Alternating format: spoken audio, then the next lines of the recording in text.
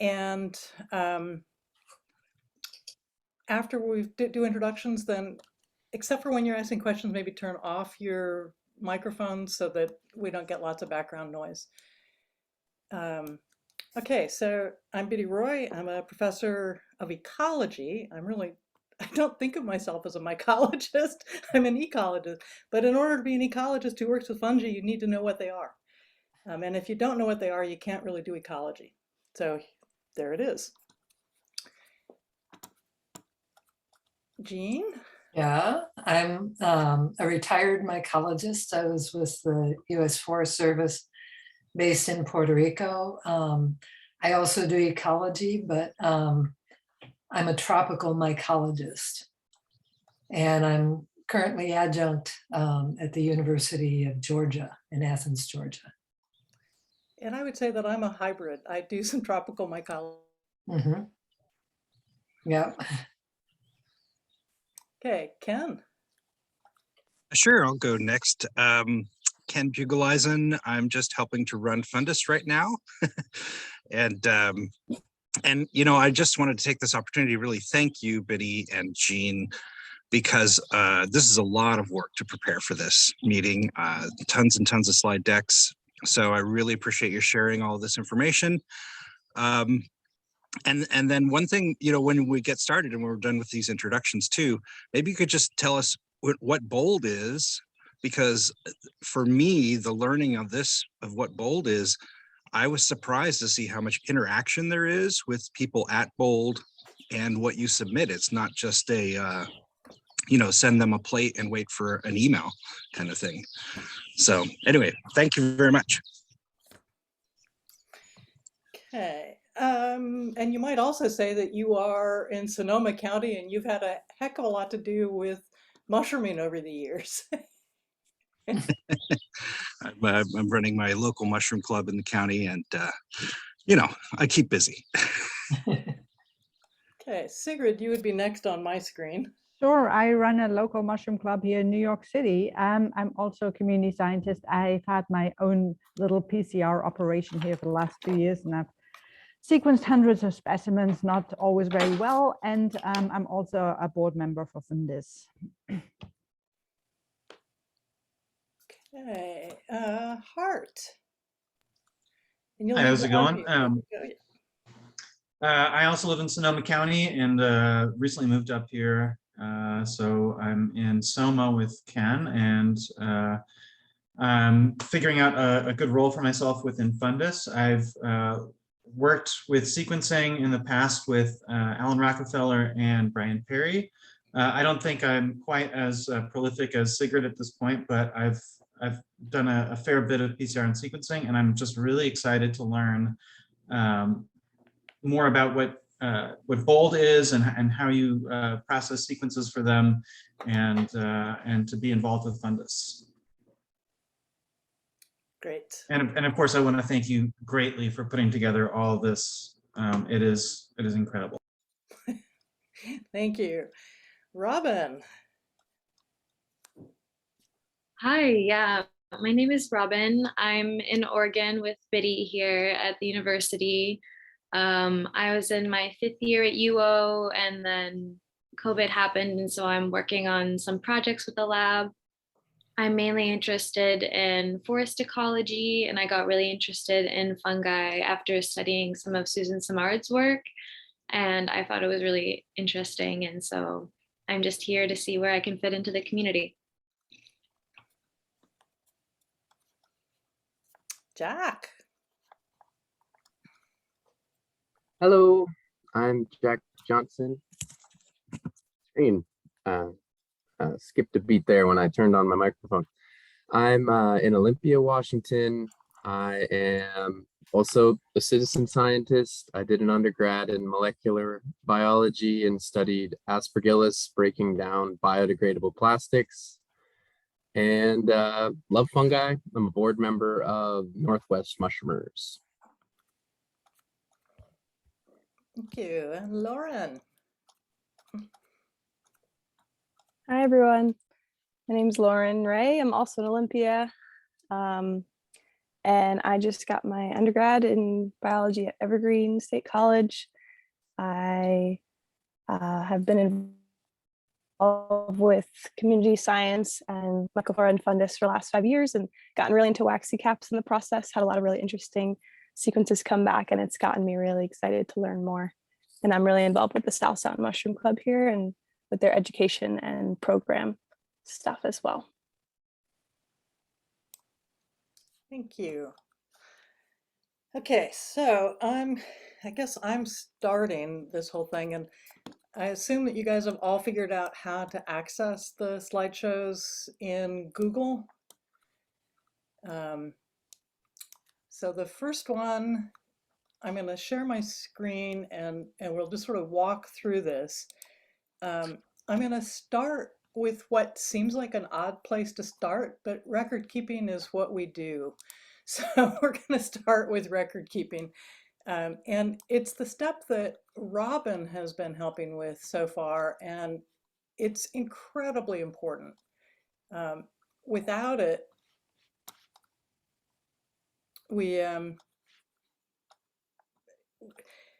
we can't find ourselves. We lose track of things. And if you ever need to communicate with somebody, which you typically will have to, either with the people at BOLD, which is Barcode of Life, that's what it stands for, and it's a organization in Canada. It's based in Guelph. They originally started, there's a fellow there, oh, I'm going to forget his name, who works on flies, and flies are like fungi. You can't tell them apart unless you sequence them. So that's how he got started with the sequencing, and then turned it into a business. And I started sending stuff to BOLD, gosh, years ago when I did some work in Africa, and discovered they did a really good job of sequencing, and that they were responsive and reactive, which is good because sometimes things go wrong. And sometimes things go really right. And I do try to make sure that when I communicate with them that I tell them what they're doing right, which is most things. Okay, so is there a way to make the slideshow turn into a slideshow? I bet there is. You know there is. I didn't find one. Okay, but you guys can There's read a it. little slideshow button Where is the up little slideshow at the button? top, next to share in the upper right corner. That Oh, I goes see next to it. that. Down a Bottom little, left. down a little, down, Yeah. yeah, to the left. There yeah. we go. Okay.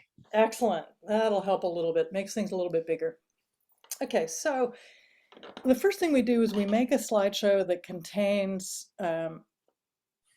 the blast results from each individual fungus and a link to the photograph and a link to the BOLD information, and the trees, the phylogenetic trees that you can get out of GenBank.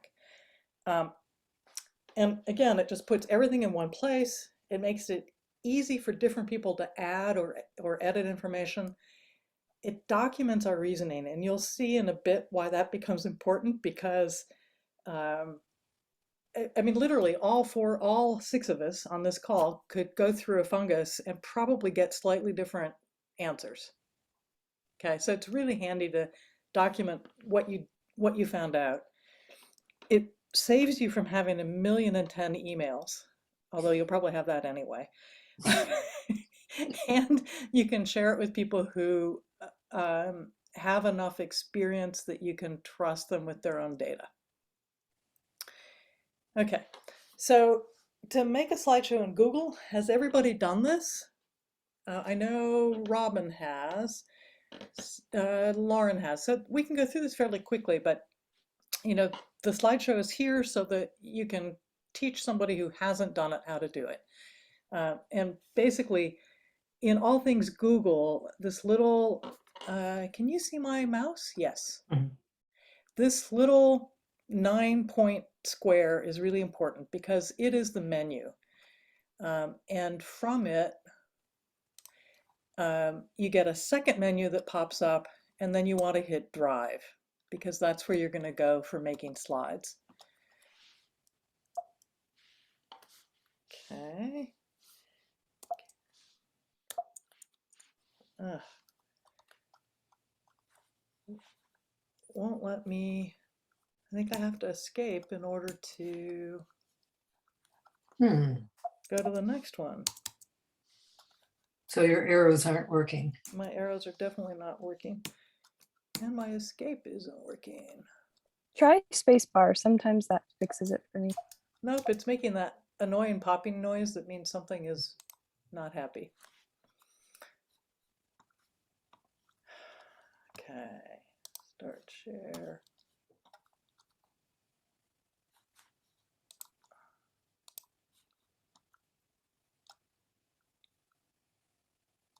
Nope, sorry about this. It looks like I have to restart the,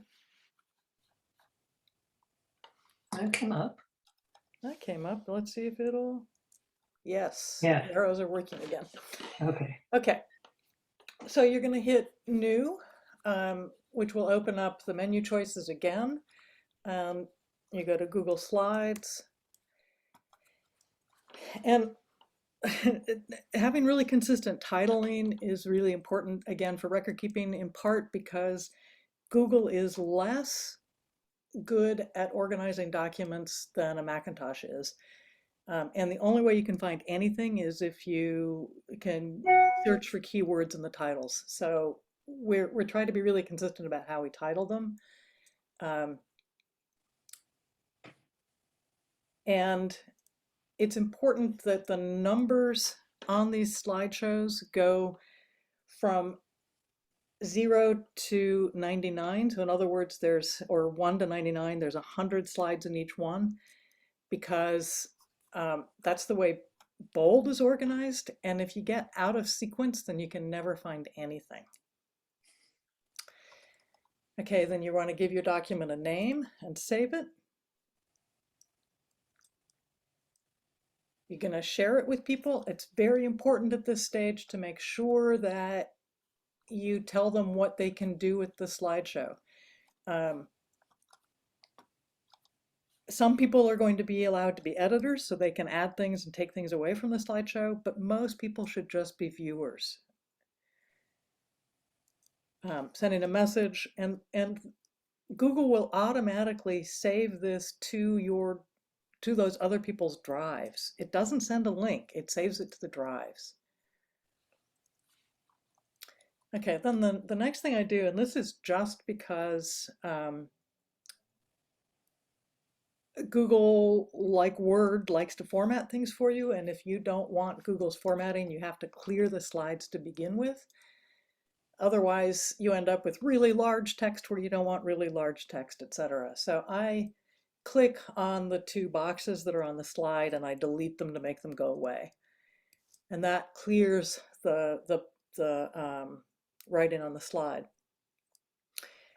The next thing I do is I copy that blank slide, paste it 10 times, then gather up those 10 slides, select all 10, copy them and paste them 10 times, right? So that's just to make it go a little bit faster than doing it one at a time. Is it all making sense so far? Slow me down if I'm going too fast. Okay, two super important things that go onto these slides are live links. So from the bold sheet, you're going to want to copy out the NAMP A number, and we'll get to that in just a second, how to do that. The second thing you're going to want to do is to copy the INAT number, but you're actually going to want to go to INAT and get a live link out of INAT, so that then you have embedded in the slideshow links so that you can immediately get to things for each observation. I'm going to interject here. That's really important because normally bold only shows you one picture. And it's the first picture that's entered in the INAT or Mushroom Observer. And a lot of times you need to be able to see all the other parts. The other thing is that there are comments from different people in those platforms that you need to bring into these slides so that you get all the information input. Alan Rockefeller's comments are really helpful, and Rod Tulas will give comments on IDs of Amanita. And Danny Miller sometimes chimes in. There are various people who float around and really give good commentary. So anyway, yeah, so make sure that that is actually the INAT link. Okay, and then I duplicate this slide that has those two links on it, the iNaturalist link and the NAMP-A link, because you're going to have 2 slides per observation.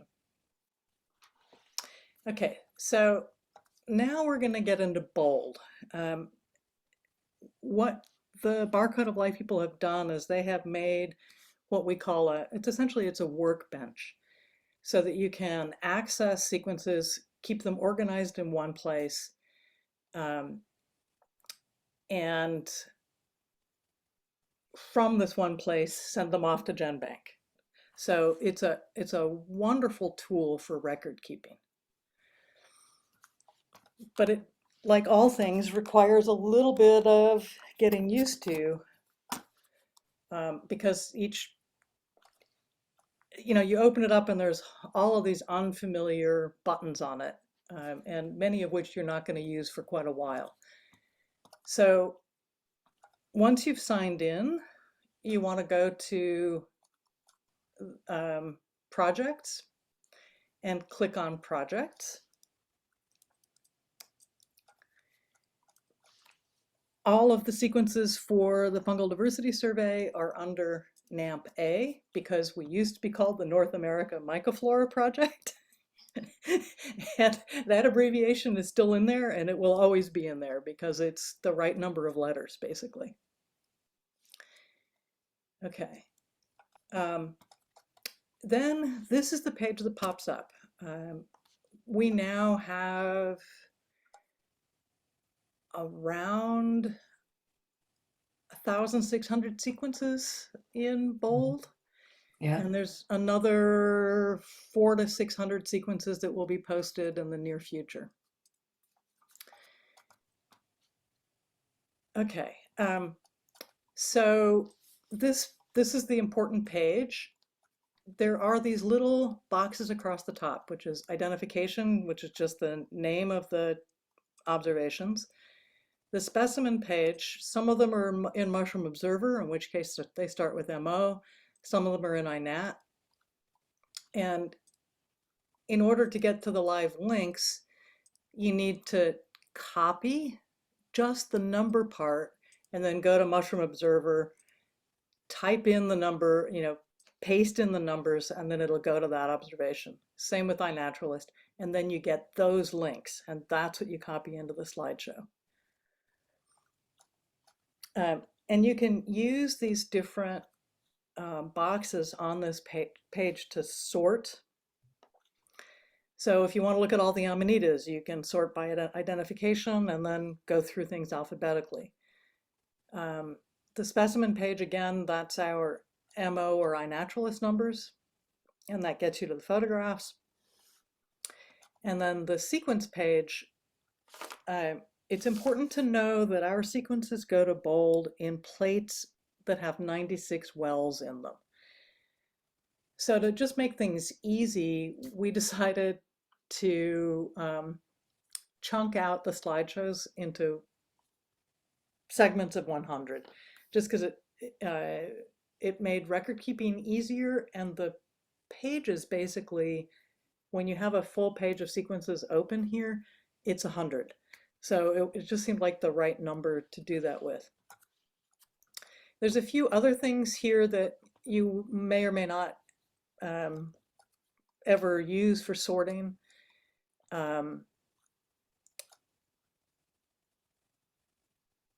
This one is just the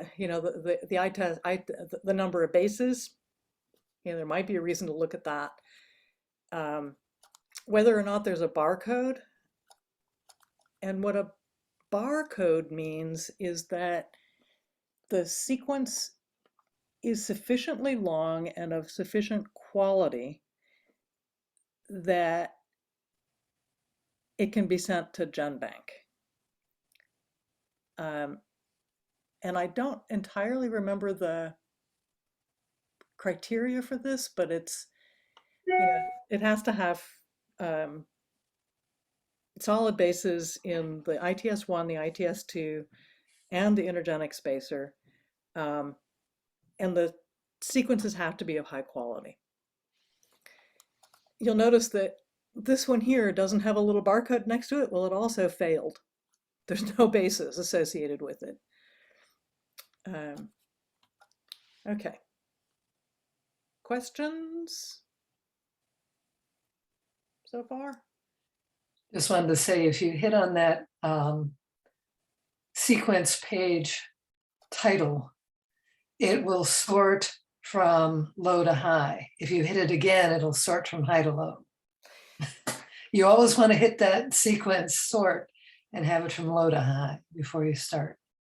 Exactly, and it will open up kind of randomly, and so you actually, the first thing you want to do is sort by sequence page. It's actually not randomly, it's whoever was in the database last, the sequences that they were looking at last will be at the top. But if you weren't the last one in there, it seems very random. Yes, it is. Took us a while to figure this out. It took us a long time to figure this out. If we notice that there's no barcode, should we write down somewhere that that sample isn't available? You will see, we will get to that, yeah. It's in a different stage of the screening. You want to scrutinize them carefully. Yep. So really all we're doing right now is just preparing the slideshows for somebody to look at them ultimately. Because it saves, so the making of slideshows takes a little bit of time, but it saves an enormous amount of time, both in terms of record keeping and in terms of screening. So if you have only a few people who are able to screen, having the slideshows made in advance is huge. Okay. Typically, you're going to be screening a lot more than one sequence. And so you're going to want to select downloads. Did you guys catch where that is? Okay, so on this page where we were just looking at with the sequences and so forth, there's a number of things on this left-hand menu, including downloads. It has a little cloud symbol. You want to select downloads. But before you do that, you want to select the observations you want sequences from, and next to each species or genus or family, it all depends on what name people put on it, you want to select them by touching the box. Then you select downloads, and it'll take all the ones that you selected and put them into a spreadsheet. Then you tell it you want the sequences. So it'll download a FASTA file, which is the kind of file that you need in order to query GenBank. Basically what a FASTA file is the name of the fungus. It has a hard stop after it, then it has the alphabet soup that is the DNA sequence, and then another hard stop before the next one starts. But you have to make sure that it's in FASTA format or GenBank can't read it. And that's a .fas file. Okay, in bold, here you're going to select none for alignment because you're not doing a phylogenetic analysis here, you're just downloading the sequences. It will automatically select sequence process ID. I will also add in the sample ID. Then you tell it to apply the parameters, and this will generate a FASTA file for you in your downloads. Okay, probably all of you except for maybe Robin have been to GenBank. If not, here is the link that gives you to the website where you can blast sequences. So you can either do one sequence at a time, which you do not want to do when you have thousands of them. Instead, you're going to choose your FASTA file, which is right here. You just tell it you're choosing a file, tell it where it is. I leave everything else in default setting. There are different kinds of blasts that you can run. For sequences like ours that are all, what we're trying to do is find the closest matched sequence. Megablast is what you want to use. And it just automatically does that. And then you hit blast, and this is the screen that you get. Okay. Typically 100 sequences will pop up that are somewhat near yours, and the degree of nearness can be found out by using this little button here, the %identity button, and it'll pull up in order the closest sequences. And you can see that in this case, there's one sequence that has a very close match, and then after that, they're not close. Certainly not close enough to be something that you would put a species name on. Okay, and that top match is a Garicales. Okay, so this is not a case where you're getting a lot of information, except that, oh, look, there's a hygroscopy here. That's weird because there's also Rhodocolibia. Something as weird is going on. We'll get to that in just a second as to how you're going to interpret that. But so in each of these sequences, you have a certain amount of information. This one, it's a Garicales. Yeah, look, they told us where it came from. It's from Duke. So southeast, this is the collector's number, which is different from the GenBank number, which is this number over here. That's the GenBank accession number. And that's typically because, you know, you collected it, you're working with the sequence long before you ever get a GenBank number. So there tend to be two numbers associated with sequences. Actually, that's not the collector's number, that's the herbarium accession number. In that particular case, yes. Yeah. Because it's from The one below it, the BH2117F, that is a collection that's the number. collector's number. It's often, almost always, it's the collector's number, but yes, that is the collection, the accession number. It tells you what kind of sequence it is. These are all ITS 5.8S, which is the kind of sequence that we are looking for. Back up a second. There's Sorry the about that. query cover, which can be important. Yes. Okay, so what are all these different statistics? The query cover tells you how much. Okay, when you align two sequences, you've got your sequence, say it's 100 base pairs long, and say the sequence that's in GenBank is 120 sequences long. The query cover is the amount of, I think, Jean can correct me if I'm wrong, that your sequence covers. I think that is correct.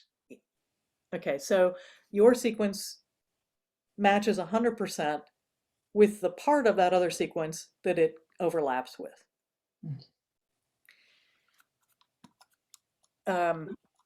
The reason that's important is that you might go, as you go down that list on %identity, get decrease, decrease, decrease, and then suddenly get 99.9% match.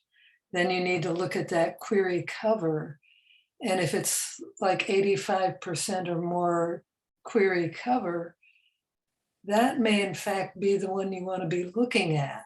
If it's below, if it's only like 60% query cover, you're oftentimes only getting the highly conserved region of the DNA in the spacer region, and a little on maybe either side. And so that's not something you want to be looking at.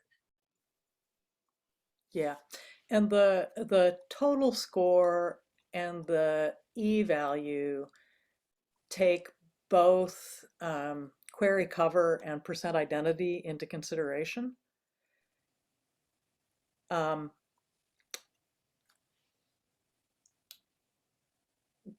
Typically, when you're working with trying to match sequences, the percent identity is the thing that you're actually interested in, as long as the query cover is reasonable, like Jean was saying.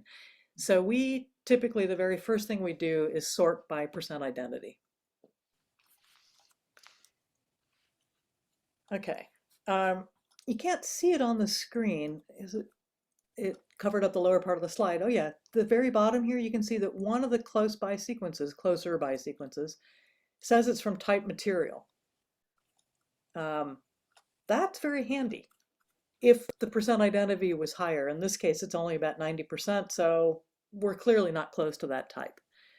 But when you find a type sequence, and if you have a match to it, oh, you're excited because you just answered your problem. Much more easier than usual. Okay, so those are the various statistics.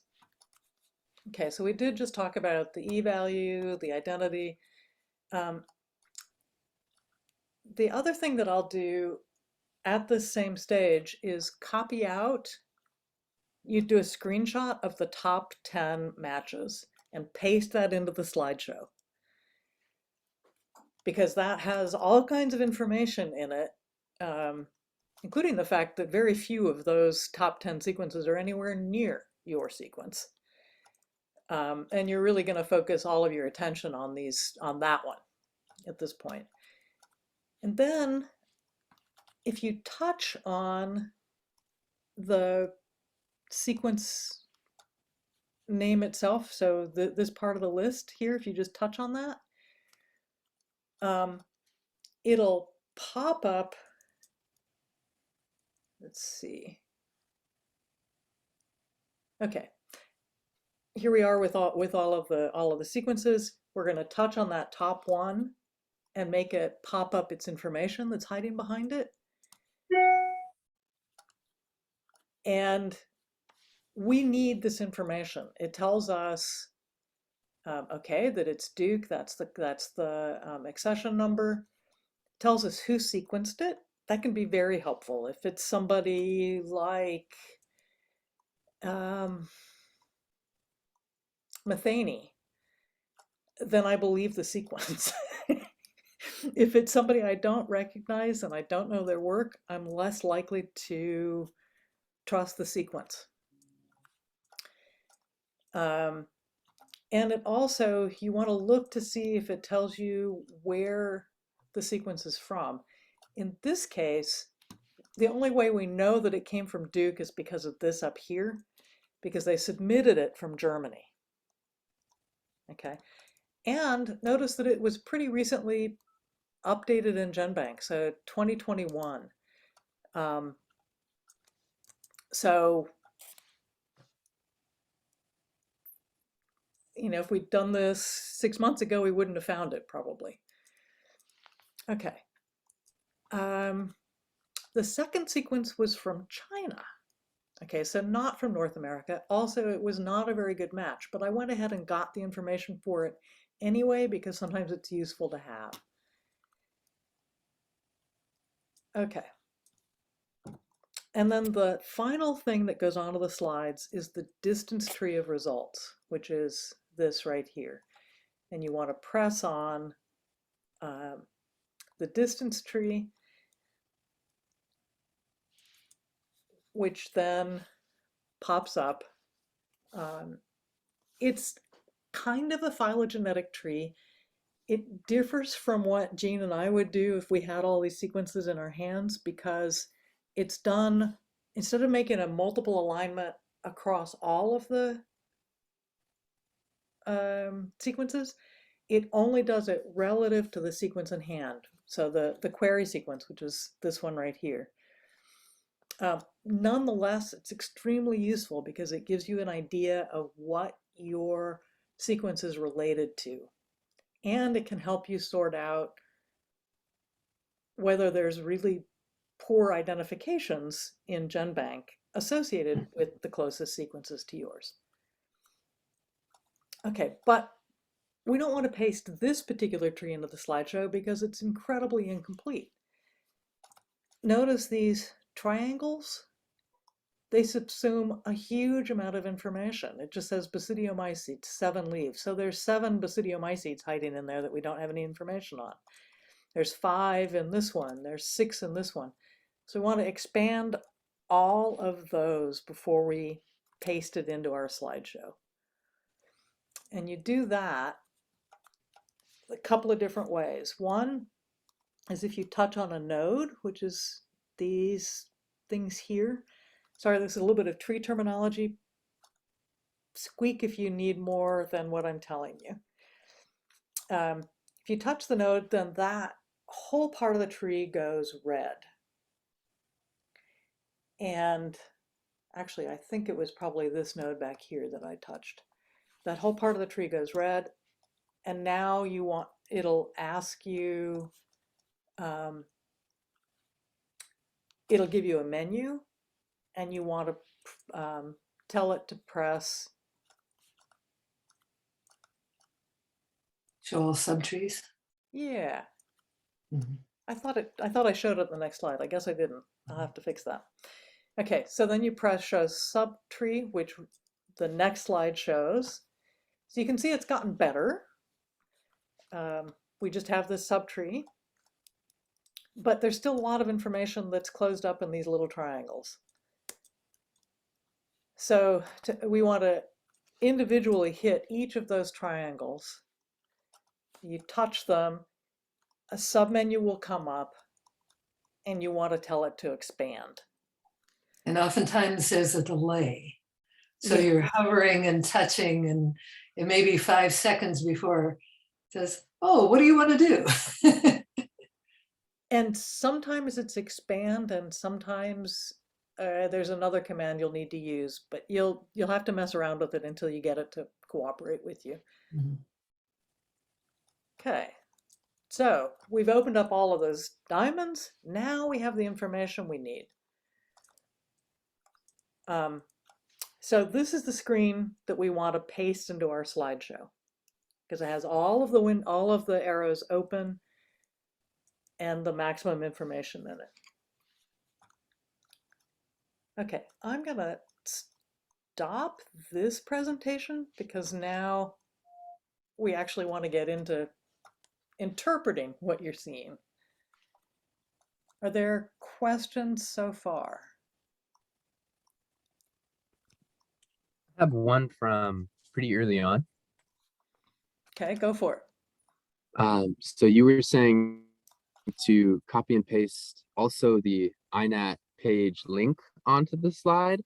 And I wasn't sure, did you mean in addition to the number, a separate place with the link, or? Yeah, so I'm actually gonna add that into the slideshow because I didn't show it. There is a step missing here, which is that you need to, let's see, let me go back to the bold list. Thank you. Yeah, no, this is super important, so I'm really glad you brought it up. I can explain what I've been doing with the Inaturalist page if it would help you, Jack. I can, yeah. So what you would do, Jack, is you would take, here we go. Here's an Inaturalist one. You would just copy and paste that number. Then you open up Inaturalist, open up any observation in Inaturalist. At the top of the screen, it shows the observation number, and you just replace it with this one, hit return, and then that gives you a link that you would then copy and paste into the slide document. That makes sense? Yeah, and that link, you on the slide document, you erase the INAT number that's there and put the link in instead. Well, is that the Yes. idea? Yes. Okay. Great. Yep. And it's the same process with Mushroom Observer. Did you have it where you just it looked like it said like I think it was the GenBank number and then the INAT number. Is that like hyperlinked where it says INAT number and then that takes you to like the full web page? It was like on one of the first slides, I think. Yeah.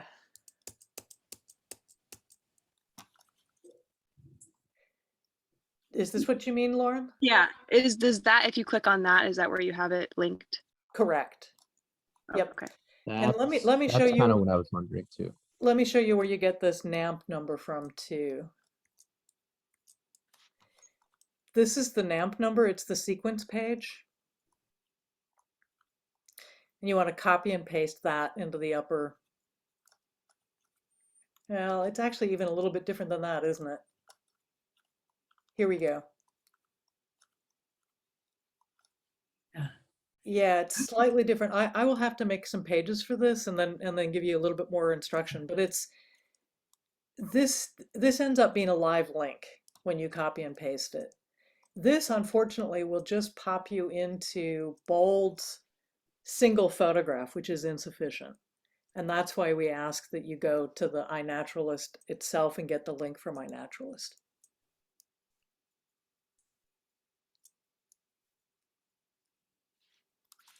Okay. So if you do that, then both of those links are hot links.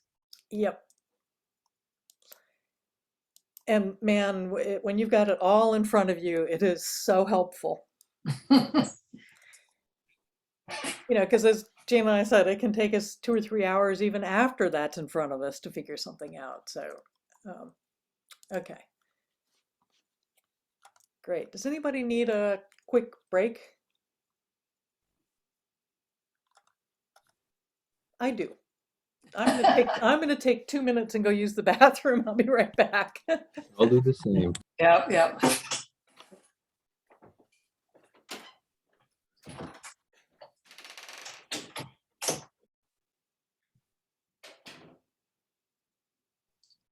How are you liking this weather, Ken? It's pretty crazy, isn't it? Yeah, it's already like 75 degrees in Santa Rosa, and yeah, my chickens are laying eggs, and the cherry plum tree is blossoming. It's kind of wild. it is. It's full on spring here. Yeah, flowers are popping up. Yeah, yeah. We'll just see. I mean, if winter kind of closes in later, that'll be really crazy. I've heard problems where the grapevines actually start to flower and then they get a freeze and they just get all messed up. Yeah, So, that's what I worry about with the flowers and stuff. yeah. And I went up to Salt Point on Sunday, and despite the lack of rain, I brought home like 5 pounds of mushrooms, trumpets, and yellowfoot. So, Oh, wow, that's good. so we haven't had, so Sigrid, we haven't had rain here in 30 days. A Well, little no, I over left 30 days. 30 days ago. I mean, I Yes. left 25 days ago. Literally, when I left, I Yeah, that was about a the week end of before you were winter. here. Yeah. Yeah. Yeah, it's been insane. Yeah. In fact, yeah, it's more than 30 days because we're already, what, at the 10th? I think it was the January 7th was the last recorded measurable rainfall. The only good thing I can say about it is that it's been cold enough that it's going to reduce the fleas next summer. Yeah. Yeah, we've had frost every morning. So, Yep, it's helpful. Whereas last winter we just didn't have any frost. So, yeah. Okay, I'm going to go to the next slideshow. Number 2. Uh-oh. You have to unshare and then share. I know, but I Yeah. need to find it. Yeah, it has to be on when you start or you just I know. get into trouble. Okay. Ken, were those turkeys wandering around behind you? yeah, we have a big flock of Well, they're wild, but I mean, they used to be wild. The neighbor feeds them, so. Right. I have a whole theory about turkeys we won't talk about here, but you know, they're definitely tame species if you feed them. Anyway. Yeah. Okay, so there's a lot of words on these slides because we really conceived of these as more as manuals than as a talk. So this is an overview of the whole process on the first page. Okay, we've already done this section where we're looking at sequences. Select sequences, we've uploaded it to GenBank. Okay, so now we actually want to get into some of the meat of how you work with these sequences in GenBank. Okay, so we've already talked about that.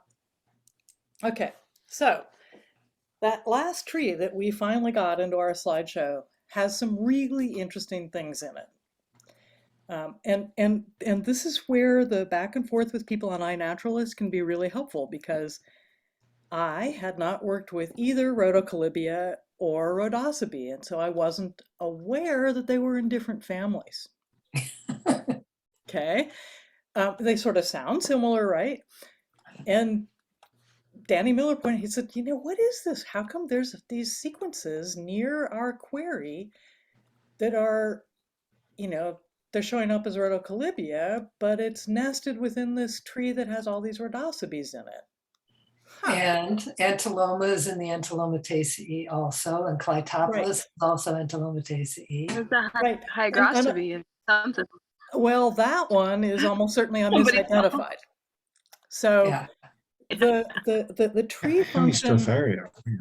the tree function in GenBank has only been in place since 2020, and it has been huge because it helps you figure out which sequences are likely misidentified. That hygroscopy, you know, either it was a contaminant or it was misidentified, and my guess is that it was probably a contaminant. Because Rhodocolibias and Rhodosibes don't look like, you know, the Antilomataceae doesn't look like the Hygropheraceae. So almost Rhodocolibia is not Antilomataceae. correct, but you're right. It's Omphalotaceae. But they don't look like Hygroscopes. So that's probably a misidentification. And that's what looking at these, they're very rough, but they are still a phylogenetic tree, can tell you. Okay, and it's sort of the first step. The other thing that this is telling us is that all of these Rhodocolibias are also misidentified because they are within this whole tree of the Antilomataceae. Okay, so, you know, two major misidentifications right away that we can see with these trees. But again, it's not always easy to see it. Neither Jean nor I saw this the first time we looked at this sequence. Okay. The other thing that you can see is that all, you know, just like the sequence data was telling us from our initial look at the GenBank sequences, there's only one sample in GenBank that looks anything like ours, you know, that has a strong similarity, and it's close to 100%. And it's doesn't have a name on it. Okay, so no identification to species is going to happen here. What we do know is that it's in the Antilomataceae, and it's much more likely to be a Rhodosibe. It is likely to be a Rhodosibe.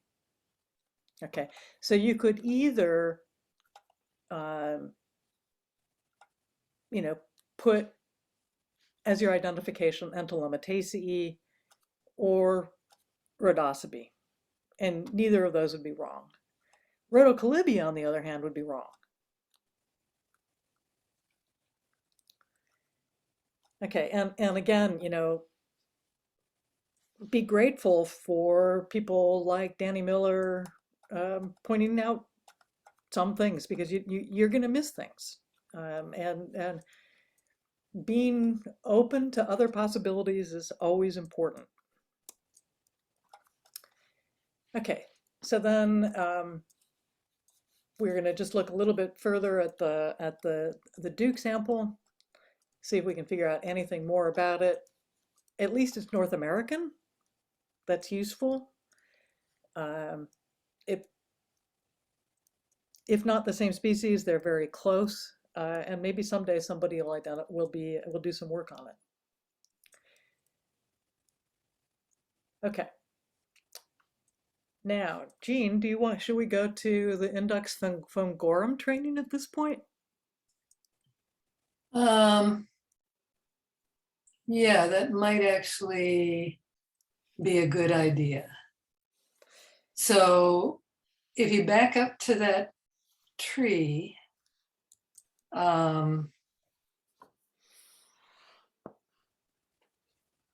this sometimes becomes a case of pin the tail on the donkey, which is trying to figure out where something was described from, and whether it could conceivably be in where the locality was that it was collected and sequenced from by NAMA.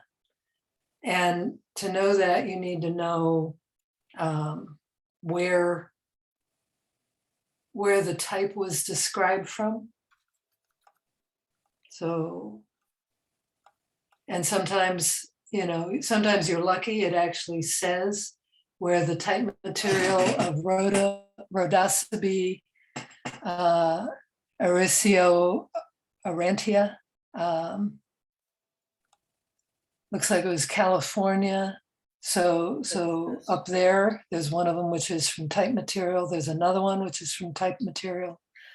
And so we know that, if we looked in those, we would know that the type of that species was from California. So we've, at least for that branch, which is called a clade, we would have pinned the tail on that donkey correctly. Otherwise, if you don't know where, you don't have any that were sequenced from the type, you have to see where the type was described from, and then whether any of the sequences that are close to matching are from the same area and likely to be identified correctly. So then you would pin the tail on that other donkey and use that as a reference to whether yours is out of range or conceivably in range. And just a reminder that one really nice thing that GenBank does is that if they know that it's a type sequence, they will make it green so that you can see it in your trees. Okay. I didn't know that. Yeah. Okay. I wondered what those green ones were. Yep, they're all types. And however, they don't always know that something is a type. So, and that depends on the person who submits it. So, okay, so I'm going to stop screen sharing and just so we can go to the other slideshow. Okay. And then I need to. Are you guys now understanding why you can't just identify from a sequence that you throw at GenBank? Yeah, and especially with metagenomics, you have a lot of folks that are uploading sequences from like soil samples, and they'll use some sort of algorithm to identify it that will often just pick one of the top blast hits. So you get this compounding error. And that's probably where you end up with like the Rhodocolibia maculata, because somebody probably uploaded Rhodocybe and maybe just it slipped their mind and they put Rhodocolibia, and then 5 other people saw that and were like, oh, this is a Rhodocolibia. So yeah, it can be the error multiplication gets pretty bad. I have a different hypothesis on that one. Yes, it could have happened the way you said, but the first few letters of both of those is rhodo, RHODO, and that means red. And both of them have pink spores. So they could have been misidentified. To start, in this case. In this case, rhodocibes that somebody thought were rhodocolibias. That makes equal amount of sense, yeah. Exactly. So Those there are different things ways you can happen. get there. Two ways to have the same problem, and for me, really, the only way to resolve any of this is to look at the trees that GenBank gives us, and real phylogenetic trees that other people have done, which means that I don't trust any of the environmental sequence data for identifying. I do trust some of them when they're embedded in a bunch of other, that makes sense. So you ready to share, but they're shorter. your screen, Jean? I will. They are shorter, which also means they're less good. Yeah. You have less to match up by. I'm going to do these in slightly out of order. I'm going to do 2A.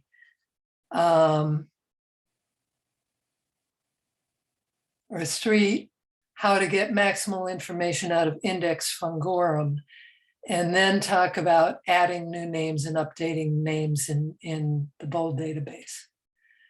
So let's go to this one. I have to find my share screen.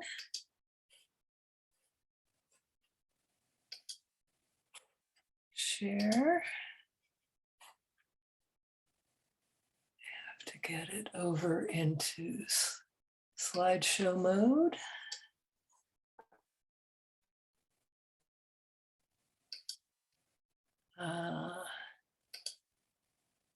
So are you all seeing that full screen?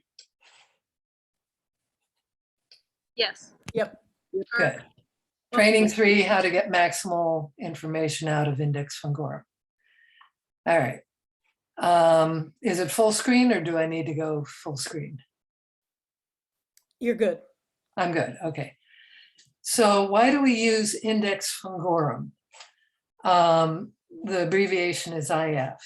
You can check if a name is legitimate and validly published and accepted. Those all mean different things. But those are all things that you really need to look for, because if you're putting a name on that in bold and it's getting submitted to GenBank, you ought not be putting things in that are illegitimate, invalidly published, or not accepted. There are a few exceptions for not accepted, and I'll go into those. You can check. And if you really disagree with something, and if you have lots of evidence for it, you can write to the people at Index Fungal Worm and they will listen. That's right. They may disagree. You can change it. But yes. Yeah. And I have done that in a number of cases, but you have to have the evidence. So you want to know what species and variety names have been used. So maybe the species that you pulled up was European, but there was another variety that was named from North America, from where the particular collection you're looking at came from. And so that's a variety name that you want to take a close look at. You can determine where something was described from.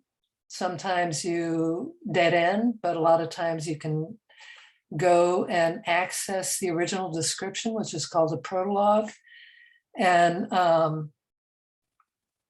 when it comes to, sometimes you get a challenge back from BOLD if you've put in a name and to add to their database, and they push back and they say, can you provide us documentation? Then the best place to pick that up, or the easiest, is in Index Fungal Worm. MycoBank is another database, and a lot of people think that it is the place to go for this kind of information, but it isn't updated as quickly as Index Fungal Worm. It's updated from Index Fungal Worm. But they have fewer people to work on this, and so they're way behind. And also the purpose of it is different. It's a place where you register a name that you're about to describe. So two different sets of researchers are not describing new species with the same name on them. So it's meant for avoiding conflicts. Now you can look up other information and also whether it's validly published, but Index Fungal Worm is much easier to work with. So I'm going to use two examples to go through how I use Index Fungal Worm. So I've pulled up the search results, which are in my page, the slideshow. And these are the top ones. I don't always grab 10. I grab the ones, you know, the upper ones that seem reasonable. And I'm getting a lot of Entoloma cetratum. All of these in here. They're not up at the level I would like to see for species match, as in above 97%, they're 95%. But the ones above here don't have names on them. But it might be something related to cetratum. So I want to see where cetratum was described from. I want to see where other collections are from.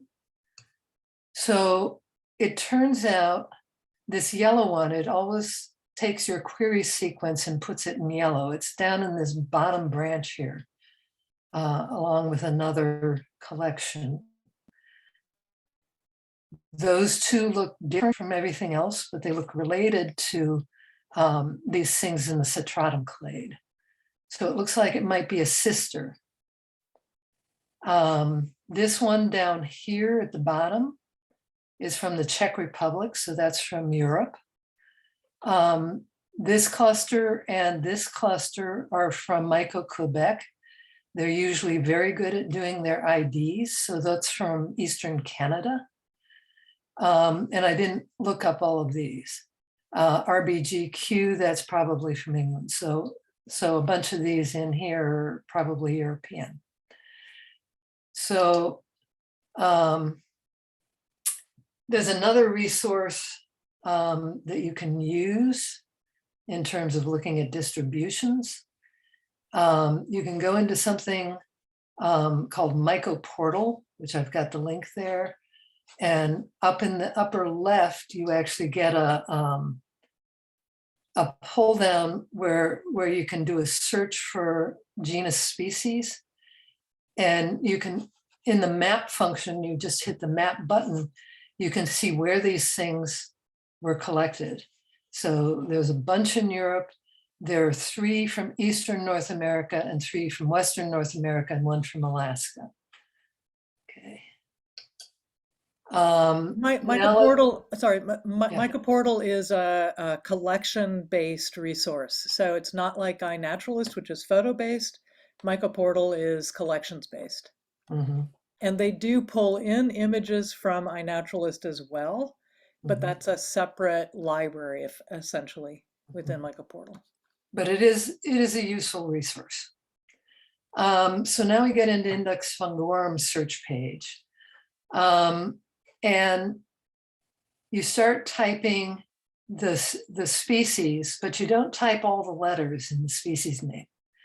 And the reason is there can be different endings. That it'll come up with a pop-up list, and then you can select the one that you want. If you get the ending wrong, you can come up dead-ended. But what we see is we've got Entoloma cetratum, so this was the original. Everything that is in green is the accepted name. And it tells you what family it's in.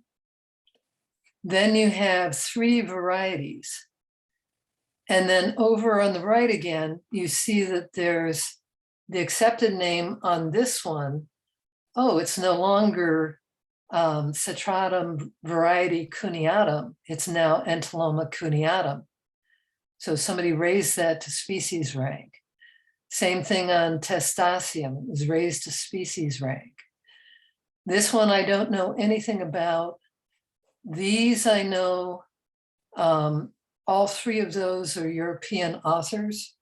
So I know those were all described from Europe. This one I don't know.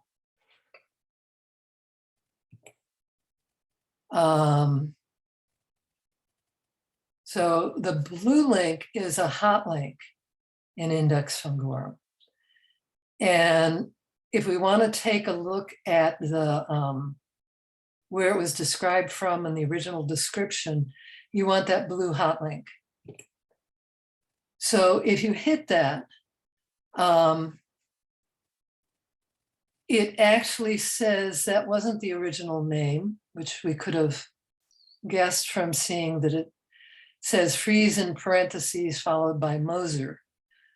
So Fries was the one that described it. The basionym is what it was originally described under. You don't want to be hitting on the upper link because it just tells you where the combination in the genus Entoloma was made. It was originally described in Agaricus. So that's not going to help. It doesn't give much information. We want the hot link for the basionym to see what the protologue looks like. And it indicates that there's a link to an image for the protologue. This is what popped up on the right. And so that's the one that we want to look at. And this is what we got. They've gone and scanned a lot of this very old literature from the 1800s and 1900s. And unfortunately, it doesn't say where it was described from, but it does say Folia Fagini up here, which means that it was oak trees that it was collected under. Foliage is on the ground that was oak foliage. And I happen to know that Fries was in southern Sweden, so it's likely that it was from southern Sweden or northern Europe that this was described from. So we're going to use the Czech sequence as our reference, since that one was a good sequence from Europe. And then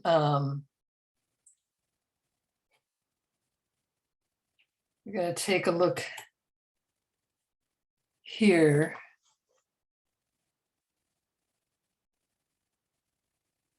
So we know all of those. I want to look at where Entoloma cetatio is from. Cetatio, it turns out, is Italian. And that's where it was described from. Huh? All of this really matters because many things that are in North America are not the same as in Europe, as most of you know.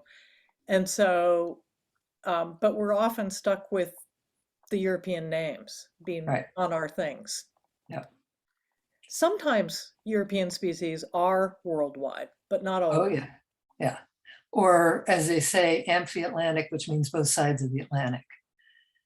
So in this particular case, I'm going to go back to that tree.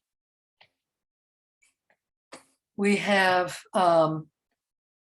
this one, which is the Czech Republic.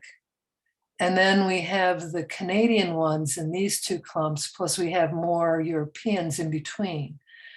What that tells me is that all of these being very close together, not separated horizontally from each other, that looks they're all supported by this single branch coming here. This is all one species.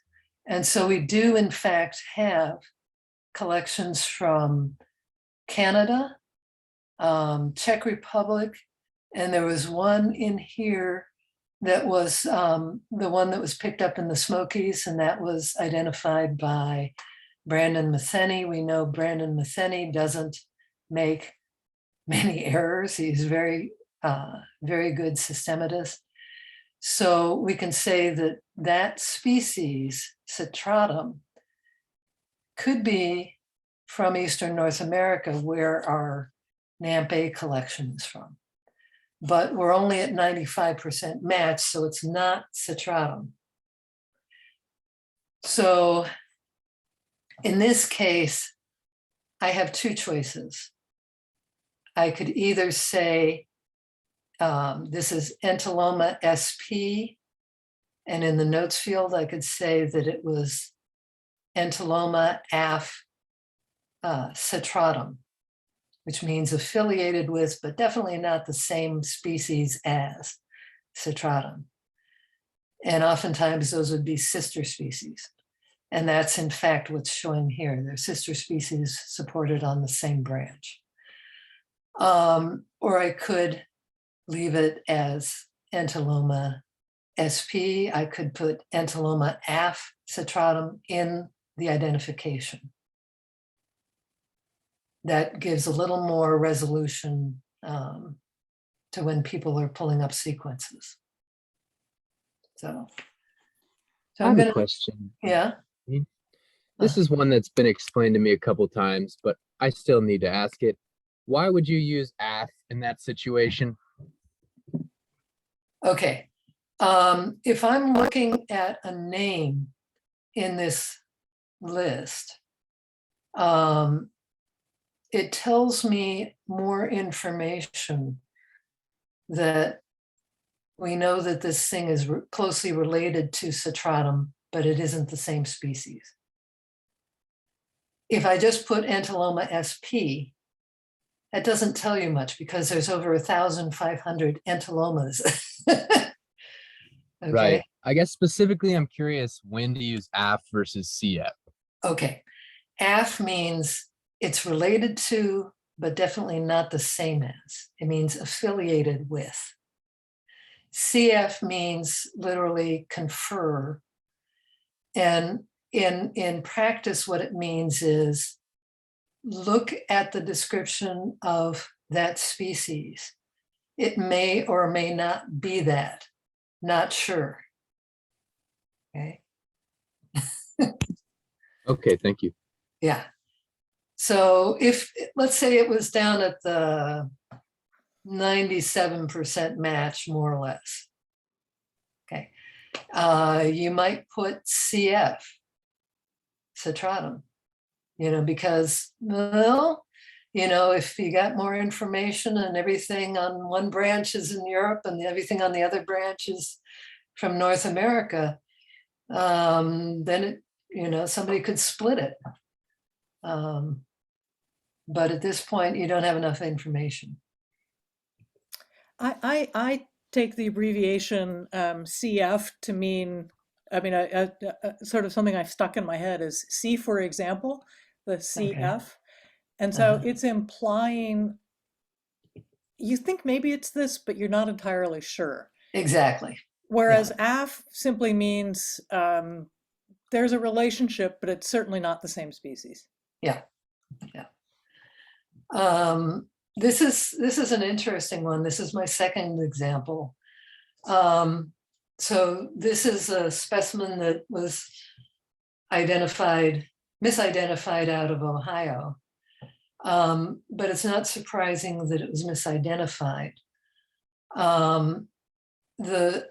The ITS sequence BLAST is coming up 98.5% similar to Lactocalibia epia. So what is Lactocalibia epia? So I went into Index Fungal Worm, and I found out it was described from Berkeley and Broom. And I thought, that could be out of range. So I hit the blue hot link down there for Lactocalibia epea. And it says that the basionym was Agaricus epeus. And then you hit this one for the basionym, the hot link there. And it says that it was described from Sri Lanka. Sri Lanka is Southeast Asia. That's a long way away. Okay. So what's going on here? Let's go back and look at the green link, the accepted name.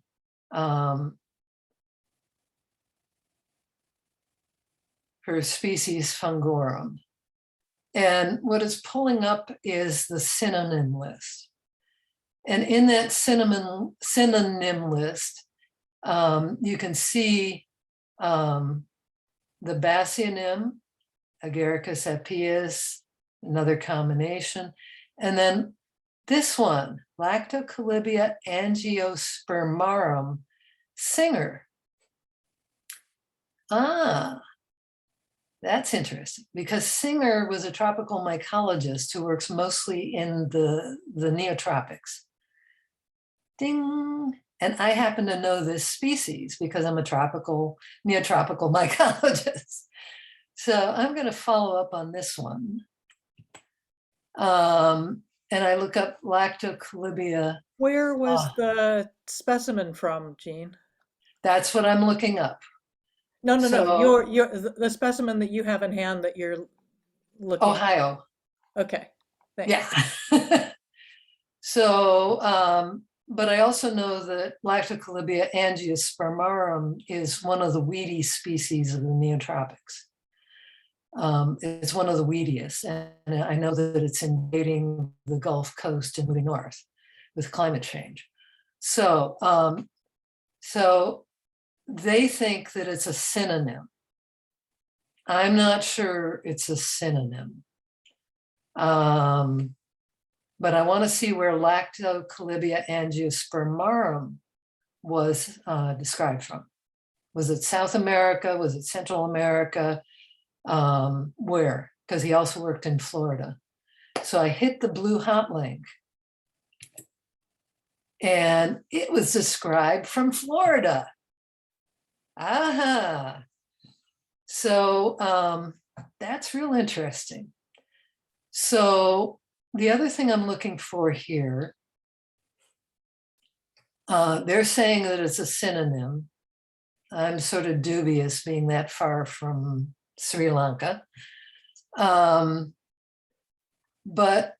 that means that if you look at this name, Lactocalibia angiospermarum Singer, and then it has where and when it was published, you're not seeing something that says ILLEG, which is illegitimate, and you're not seeing something that says INVAL, invalid.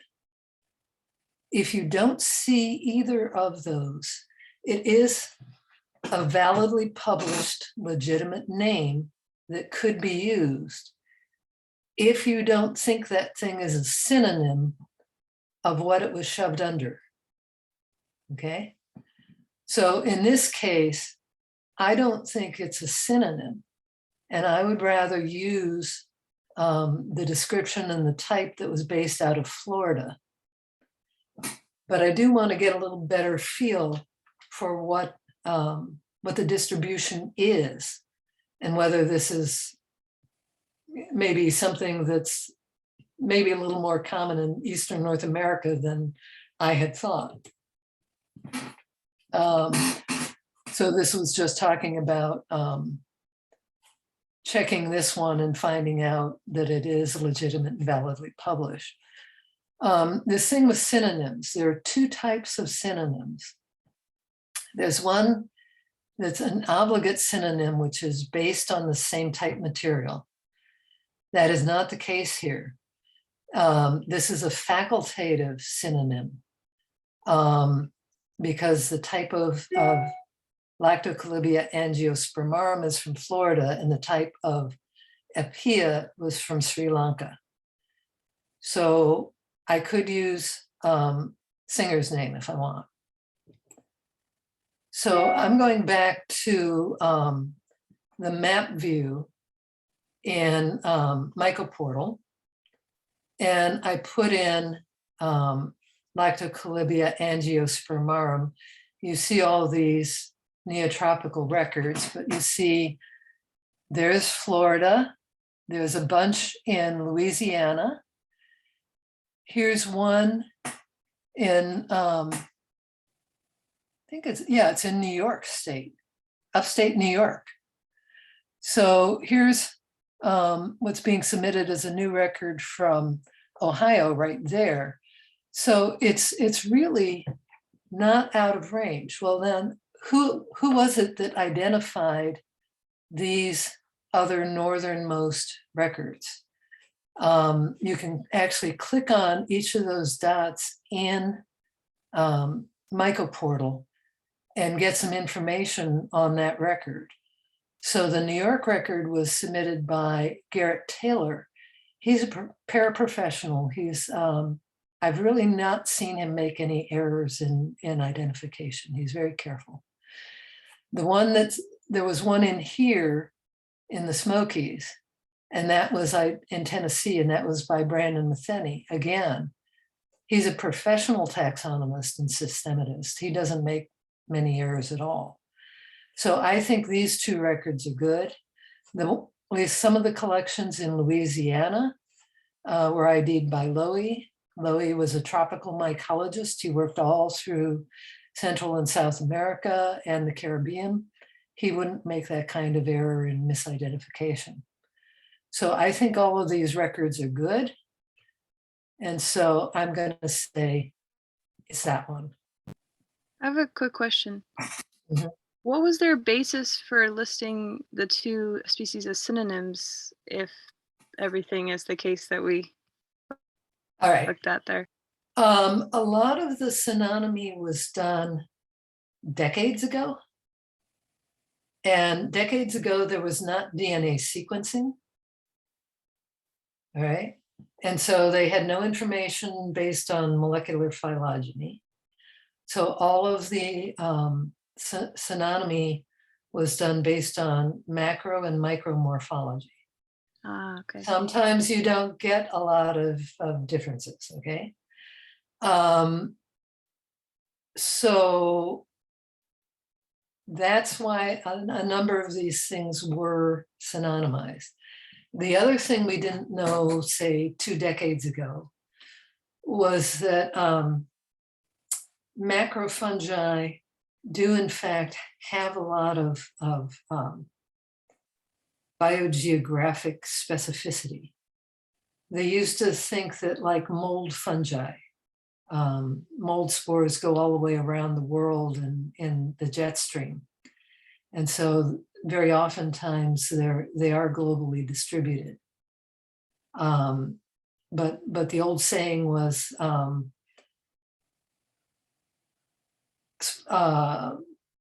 the spores are everywhere and the environment selects. So if it landed in the right place with the right environment, it would grow. And now they're finding out that that's not true. That these things have biogeographic restraints, and a lot of the macrofungi are restricted to particular regions. And the ones that are from the tropics tend to have smaller ranges than the ones that are from higher latitude, boreal and north temperate.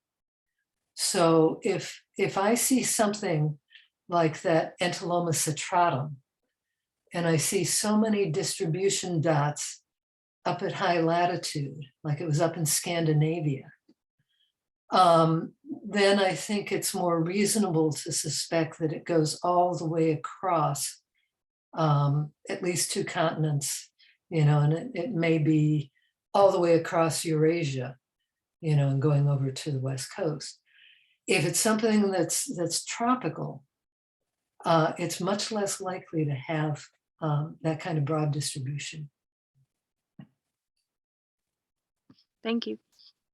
Any other questions?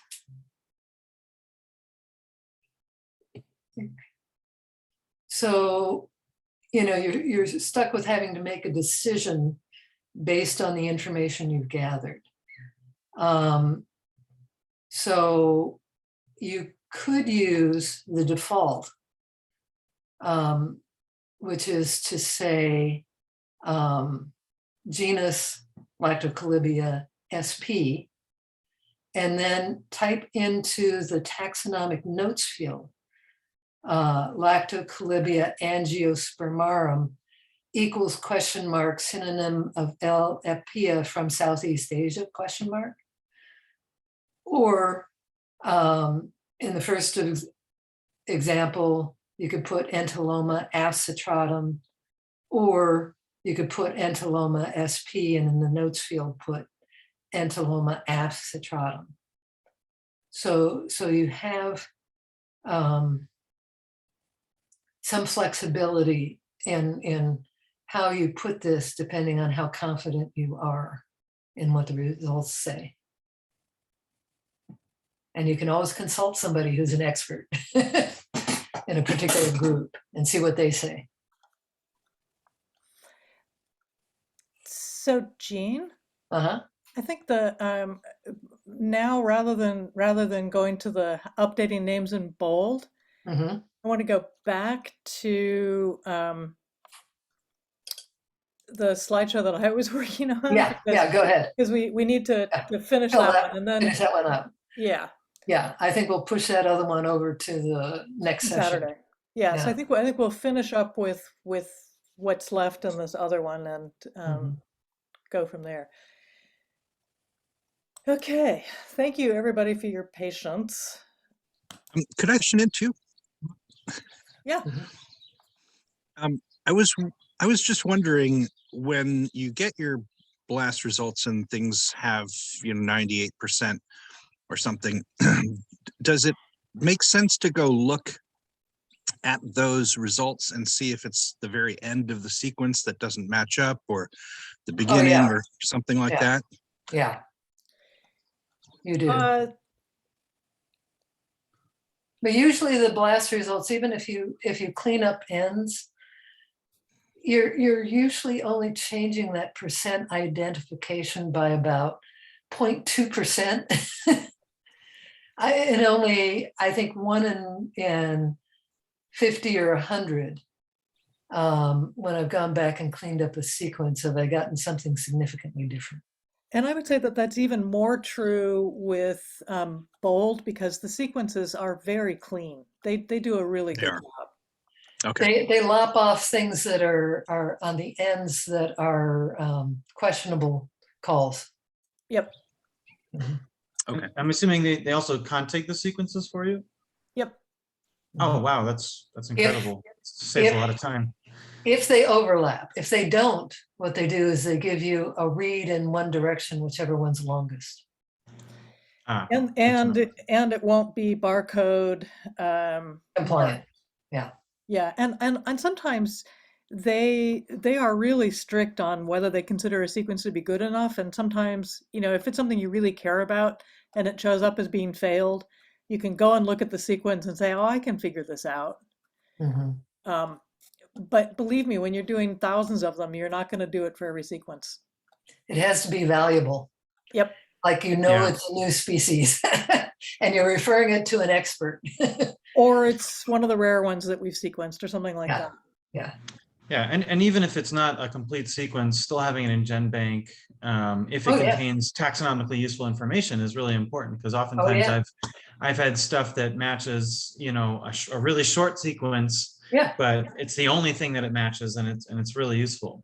Exactly. However, GenBank won't accept sequences that are shorter than, I think, 150 base pairs at this point. Probably about that. Yeah. Oh, that makes sense. Yeah. So, you can still do an ID sometimes with something less than that. At least sometimes a species, but In other words, we've basically found that unless the sequence is good, it's not worth messing with unless it's really important, because you just don't have time. Yeah, I can see that.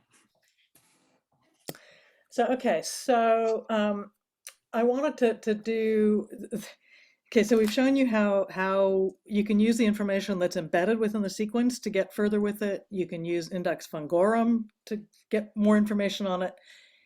The other thing that you can do, because the phylogenetic tree that you're making within GenBank is not a true phylogenetic tree. It's a distance tree of sort of the sequences that are near your sequence. It's not the same as a phylogenetic tree.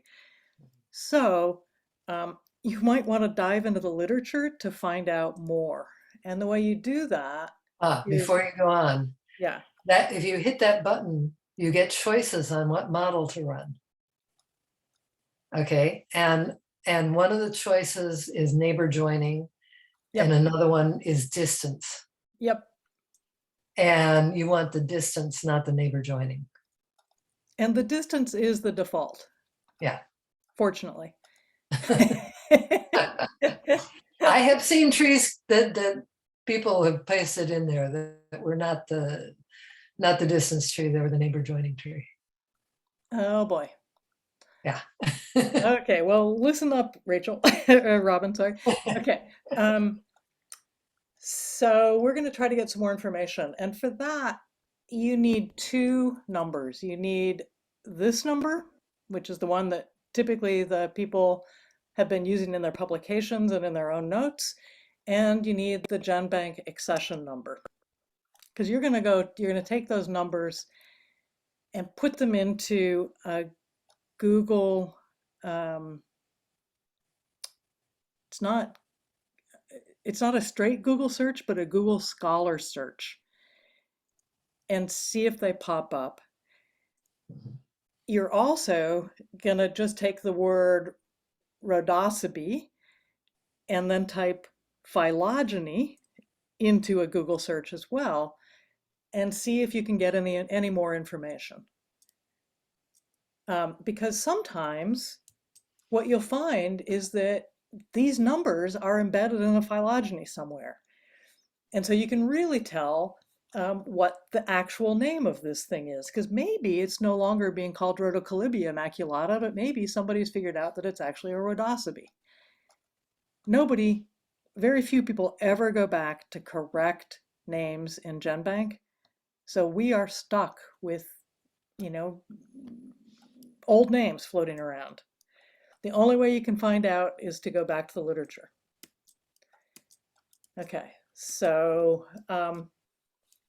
I did that with those two numbers, didn't find anything. I looked to see if there were any Rhodocolibia or Rhodosibe phylogenies. This meant reading the abstracts of a whole lot of papers, and it turns out there was nothing useful. Okay, but sometimes there is something useful. So it's really worth doing that step. Okay, there's another step you need to do at this point, which is if you haven't already, make sure you go and look at the Inaturalist or MO observation. This one was interesting because the user, who's a good friend of mine, Bruce, he said has a weak spore print, but it appeared to be brown. Well, you actually look at this picture and you can tell it's actually pink. Mm-hmm.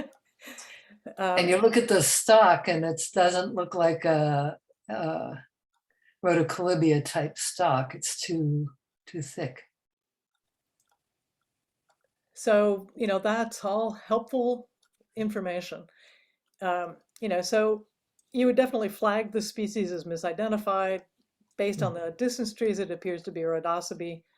But before you go any further, you're going to want to tell the person whose collection this is what you know at this point. I always do it as I update the identification, and then I put in all the information that I've put onto the slide. Mm-hmm.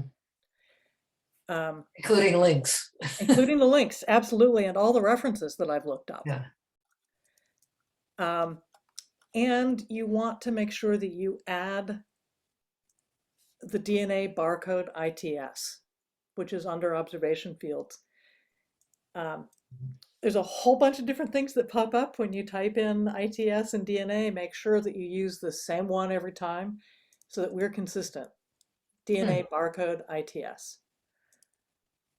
And I just copy it from under the NAPA number on the bold page and put it in this box. And you must hit add or it won't do it. Okay. And then you're going to have to go back to bold and, you know, repair the name because it's clearly not Rhodocolibia. Okay, we're either going to call it Rhodocybe, SPA, or Entelomataceae, and it was pretty clear to me that it's a Rhodocybe of some sort, so I ultimately updated it to Rhodocybe. And then you put a little validated tag on it so that you don't ever have to look at that one again. Except validated is not the best choice for one which has been redetermined. Well, I put more information in than that. Sorry, first I say misidentified. Yeah. Then I say misidentified as. Then I say identified as, and then I put validated. Yep.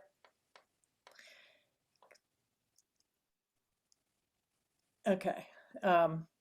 So here I'm putting in those tags. The misidentified, and early on I wasn't saying what it was misidentified as, and then I was just changing the name. But if you say what it was misidentified as, then you can know that it's been updated. So it's useful to put that in. Yeah, because you don't know if the name you're looking at, you would have to go back. Bold does have a track of every change that was made. So if you went into down below the screen on the left, there's a edit specimen button. If you get into that, you can see who made what change and when. But just looking here, you wouldn't know what the original identification was if it just said misidentified. So now I say misidentified as. Yeah, Rhodocolibia. But I'm not going to go back through and fix that on a thousand that are in there. But for the future, do that. Yeah. And yeah, the edit specimen button is way down at the bottom in turquoise. I have a question then. Going back, could you go back one slide, please? So forward one now, thanks. So then if I'm looking around at sequences on bold, top priority, especially, so will I be able to see if it's been edited? Is that something we can see? Yes, you can see if it's been edited by pressing this edit specimen button, and it'll give you a record of what's happened. Okay. But so then we should... anything that Jean and I have done, there's always blue tags that at least tell you something. Okay. If it has a blue tag, it's been looked at. Oh, okay. If so the word validated shows up, it's done. Comments. Okay. And we should keep our attention then on the comment before the taxonomy note. Yes. Okay, great. You can find the details of who did. One other thing though, in the comments field, which is a free entry typing, I always put who said what. So oftentimes there's a back and forth between me and the project leader or submitter, or even something that I picked up from MO from Alan Rockefeller or Rod Talas. And so I'll say Jean and then colon and then what I said and then what the collector said in reply and what Talas said. And I've done that here down at the bottom. You can say which species, however, is not clear. The ID Polk suggested in INAT was hondensis, but there are no sequences of that taxon Yeah, if it's ID'd correctly in GenBank. yeah, So couldn't use it. Yeah, I looked over at first at the taxonomy note, and it's saying that NOAA was suggesting Rhodocolibia, and then, so should that be changed if that comment is made after things have been investigated? Should that taxonomy note change to reflect the you can't actually change a note that's been closed. You have to add a new note, and that'll show up above the other one.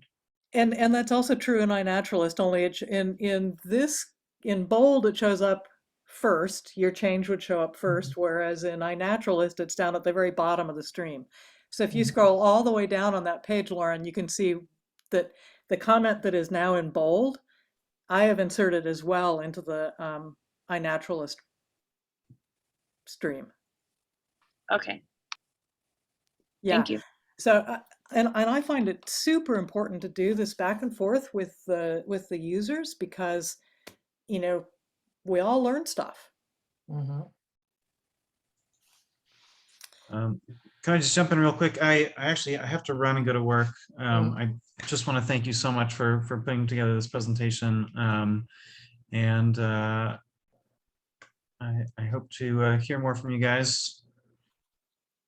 Are you joining us Saturday? It turns out I have to do this event with a local mycology club where we've been working on eucalyptus trees, and so we've got a whole day of field work ahead of us. It was the only day that we could get in there, so I will be missing Saturday. But if I have any questions, you've got the slideshows, and you'll have the recorded session. So I just have a quick question about Bold. When you send stuff over to them, is there built into their pricing scheme how many times they retry a sample if they don't get a good sequence from it? Generally, they don't retry. Okay. There's only one plate that they screwed up totally that they're gonna redo. Because it was probably a machine error, because the PCRs were all good. Mm-hmm. Yeah. So they knew that there was something that screwed up with the sequencing run. So they do not rerun. If you put one back in, like submit it with a new batch, you need to put like an A or Or a B something after it. You have to change its name a little bit, otherwise they get really confused. Yeah. The database can't handle duplicates. It has to be distinguished in some way. Okay. Well, I'll probably have a ton of questions about that kind of stuff that I'll send you an email about when the time is right. Mm-hmm. Good. Okay, awesome. Well, thank you, everybody. See you everyone around. Have a good day at work, Hart. Thank you. Yeah, bye-bye. So I have about 5 more minutes and then we'll be done until next time. Yeah. Bye-bye. Okay. Put your share screen back up. Yep. Yeah, okay. And slide. Good. Okay. So we've finished all the stuff that we needed to do on this page. We've put in our comments. And we hit the button that said edit specimen. Down here at the bottom, which you can't see, and it's turquoise. It's way down at the bottom. Okay. This is the first field that comes up, and the things in red, it says that you have to do. Generally speaking, the museum ID and the institution storing are going to be empty, and you don't need to fill them in anymore. If you have to, you can say personal herbarium of and personal herbarium of, but you shouldn't have to do anything. It should work fine. You do, however, want to put in your name, and that needs to be on the drop-down list of matches. And so I don't know how you get on that list, Jean. Do you know? I'm not sure, but I know you have to be a user, and It could be that once you're a user and you do it the first time you're on the list, I'm not sure. Maybe. But Alan Rockefeller pulls up, Rod Tlass pulls up. Yep. Okay, so how did you identify it? Well, in this case, I used the ITS sequence, I used photos, and I used the literature. Okay, and you know, this is where you actually change the name, put in Radoseby, you type it up, hopefully the name will pop up, and then you touch on it, and if it doesn't, then you have to do the next step, which is updating the name in bold. That's in my other presentation. Yeah. But you'll get a pull down list, Yeah. including species, and even ones that say CF something and AF something. Look very carefully and make sure that the one you want is in that list. Yeah. You know, and it does turn out that it's not Rhodocolibia, and I think I probably updated this when I did this. Okay. Yeah. So AF names already exist in bold, so do make sure. Yep. Okay. Next time we'll start on this, which is what you do if it's not in bold. Yeah. And this is one reason why we got a reduced sequencing price from bold, is because we said we would fix their taxonomy, because they have a very, you know, they haven't had a lot of fungi put in, and so. And their database is sparse. And so, for example, out of 1,000 sequences, probably 200 of them needed some sort of a name change. Yeah. Yeah. Sometimes different family, not just different genus. So, okay, like we said, record keeping is the name of the game. Thank you for your patience. Were there any other questions before we close out?